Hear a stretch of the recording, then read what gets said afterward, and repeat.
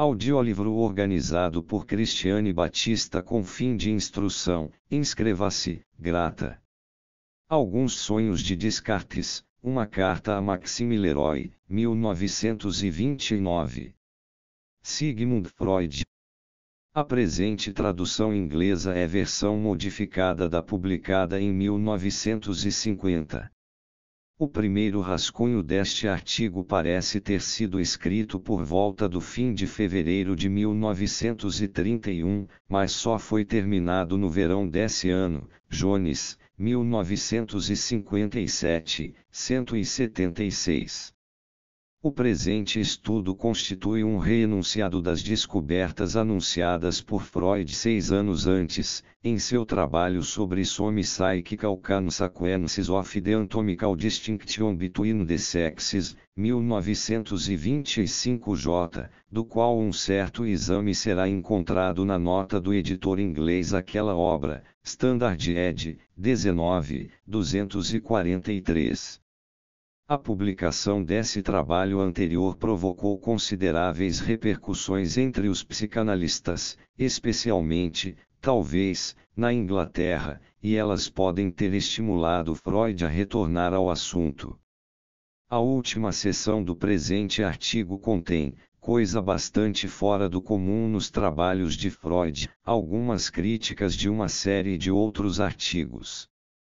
E é curioso que ele pareça tratá-los como se esses trabalhos tivessem surgido espontaneamente e não, como era claramente o caso, como reação a seu próprio artigo um tanto revolucionário de 1925, ao qual, na verdade, não faz aqui qualquer referência.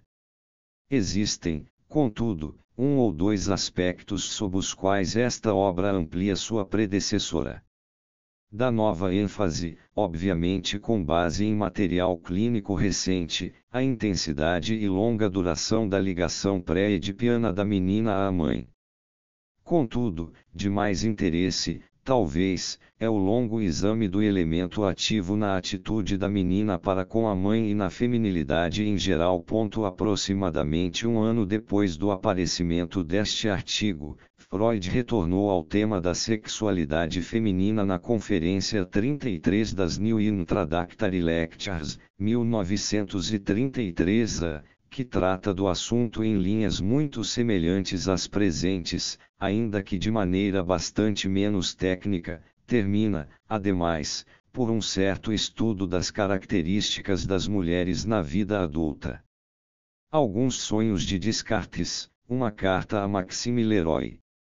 Ao considerar sua carta, em que me pede para examinar alguns sonhos de Descartes, o que primeiro senti foi uma impressão de desalento, pois trabalhar com sonhos sem poder obter da própria pessoa que sonhou quaisquer indicações sobre as relações passíveis de vinculá-los uns aos outros ou ligá-los ao mundo externo, e esse é claramente o caso quando se trata dos sonhos de uma figura histórica, via de regra proporciona apenas um resultado pobre.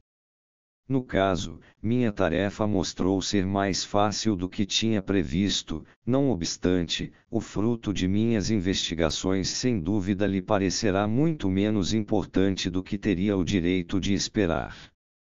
Os sonhos de nosso filósofo são aquilo que é conhecido como sonhos vindos de cima, Traum von oben, o que equivale a dizer que constituem formulações de ideias que poderiam ter sido criadas tão bem num estado de vigília quanto durante o estado de sono, e que apenas em certas partes derivarão seu conteúdo de estados mentais de nível comparativamente profundo. Por isso, esses sonhos, na maioria, oferecem um conteúdo que tem forma abstrata, poética ou simbólica. A análise de sonhos desse tipo geralmente nos conduz à seguinte posição: não podemos compreender o sonho, mas aquele que sonhou, ou o paciente, pode traduzi-lo imediatamente e sem dificuldade, dado que o conteúdo do sonho se aproxima muito de seus pensamentos conscientes. Restam então certas partes do sonho sobre as quais aquele que sonhou não sabe o que dizer, e precisamente essas partes pertencem ao inconsciente, sendo, sob muitos aspectos, as mais interessantes. Nos casos mais favoráveis, explicamos essa parte inconsciente com a ajuda das ideias que aquele que sonhou lhe acrescentou.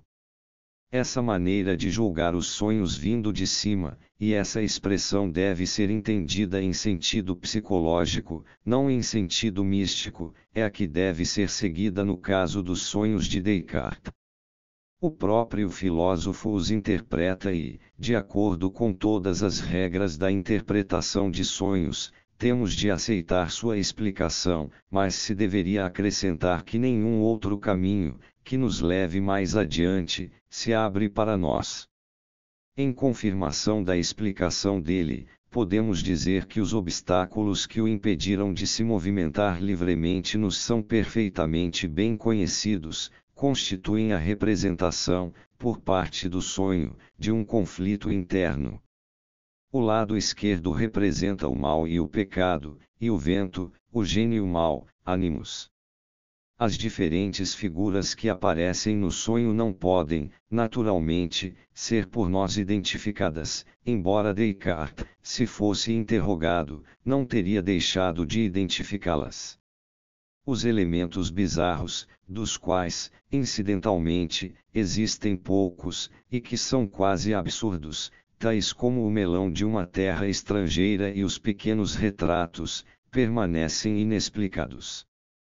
Quanto ao melão, aquele que sonhou teve a ideia, original, de ver nele os encantos da solidão, mas apresentados por incentivos puramente humanos.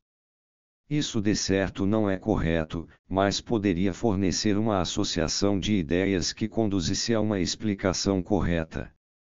Se se correlacionar com seu estado de pecado, a associação poderia representar um quadro sexual que ocupasse a imaginação do jovem solitário. Sobre a questão dos retratos, Descartes não lança luz alguma.